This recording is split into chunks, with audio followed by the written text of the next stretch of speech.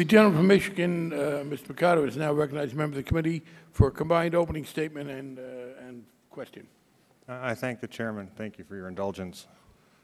And I will have an opening statement, some questions. I'll try not to take up too much time, and if I cover ground that you already have, please feel free to just disregard it and put in your own points. I come from Michigan's 11th district. My district borders Detroit. Heavy automotive industry. A lot of dealers, a lot of suppliers, a lot of white-collar, a lot of blue-collar employees. One of the first things I would like to make clear that I personally find offensive is the implication that the domestic American auto industry has not done anything since the 1970s to restructure. If anyone believes that the big three were not restructuring prior to the credit crisis bringing them here today, or the CAFE mandates that have brought them here today, I invite you to my district.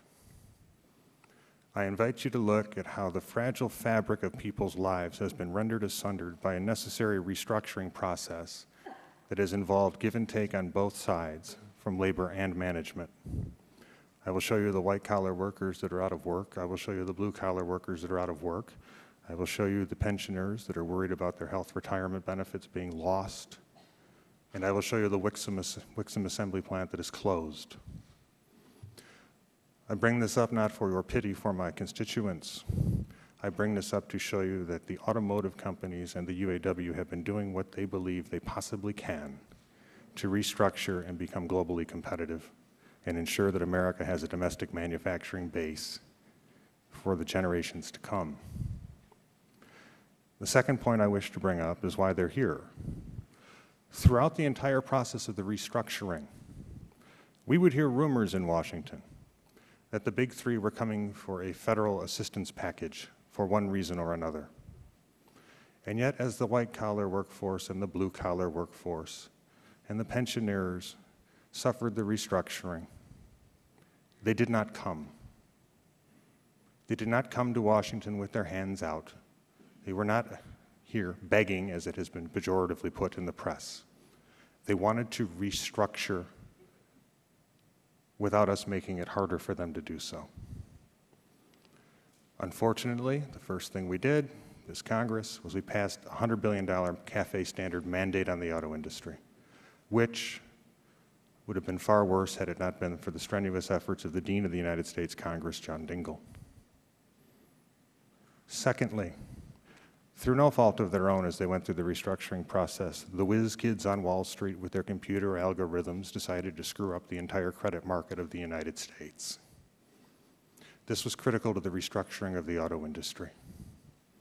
And then this Congress, in my opinion, passed a very bad piece of legislation, a $700 billion bailout of the very people on Wall Street who caused the problem. And now you see hundreds of billions of dollars slated to go to quote-unquote healthy banks to free up the credit system that has yet to free up, or they would not be here today. So the question that the chairman puts before us, in terms of the legislation he is proposing, is to me not a matter of a bad policy that has already been imposed on the American people and has yet to work. It becomes a question of equity. If the $25 billion is appropriated for Wall Street, some of it probably targeted to healthy institutions, financial institutions, however nebulously defined, a no vote on a bridge loan to the auto industry means that that $25 billion will continue to go to Wall Street and to healthy banks. A yes vote means that it actually goes to Main Street,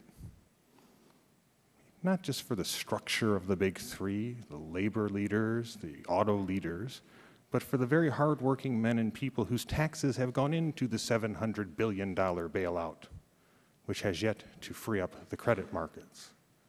So we are in the realm of equity here.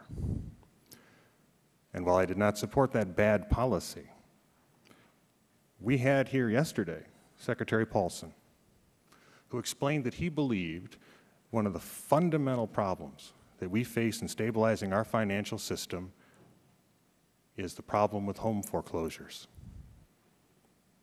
I would agree with that. I would agree that the biggest problem we have are real working people's ability to pay to stay in the homes that they have. If we turn our back on Main Street, if we continue to send all the money to Wall Street, who caused the problem, and the auto industry does have to go into bankruptcy, you will see foreclosure rates in this country skyrocket from people who have played by the rules and are currently paying their mortgages and are not part of the problem that Mr. Paulson says is already big enough to be worthy of addressing. Finally, I want to address the issue of labor costs. I have long said that one of the problems Michigan suffers is the fact that we are currently still operating under the industrial welfare model of governance. And this is where the big three and the UAW get a very bad rap. They talk about, quote, shedding labor costs that have been duly negotiated because it makes them uncompetitive. My response to that is, where do those labor costs go? The traditional model of governance throughout the 20th century of the United States, as we were an industrial power, was that business would pick up some of the benefits of employees, and government would pick up some of the social needs of employees, and there was always the tension as to which would do what, but you had two pillars to help undergird American prosperity.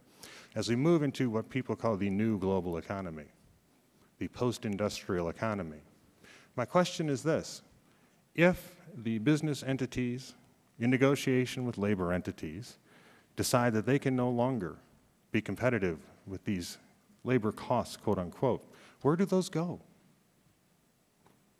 They're going to go to the federal government. And so we have another instance where we can be penny wise and pound foolish, and we can say we're not sending $25 billion bridge loan to help the auto industry survive, and we can let real human beings go into the process of bankruptcy and watch the stresses and strains on their families as they endure that pain, and you will not have saved the American taxpayers anything, because the pension costs will be picked up somewhere from the retirees who were cheated out of a lifetime of hard work. You will see the health care costs of hardworking people that they have enjoyed because of the fruit of their labor put into the federal system. And you will see prosperity throughout the Midwest and the rest of the country crash, and you won't have enough worker retraining money to take care of their needs. And finally, for some of my more conservative friends, I point this out. If America does not have a manufacturing base which some may think is not necessary in this new global world, the United States will cease to be able to defend itself. We'll be reliant on other nations for the innovative technologies, not only their creation but their provision, from friendly nations such as Communist China and others. And the arsenal of democracy in our lifetime will have been dismantled in a time of war. In the end, this issue is even larger than the big three. It's in many ways larger than the economy. It is, what type of nation do we become? Do we become a nation that no longer produces wealth, that no longer has a path to middle-class prosperity? Do we remain the America we inherited? Or do we just let it go and watch real people suffer in the process? And my answer is no. Now, if you can find a question in there, my hat's off to you. Thank you.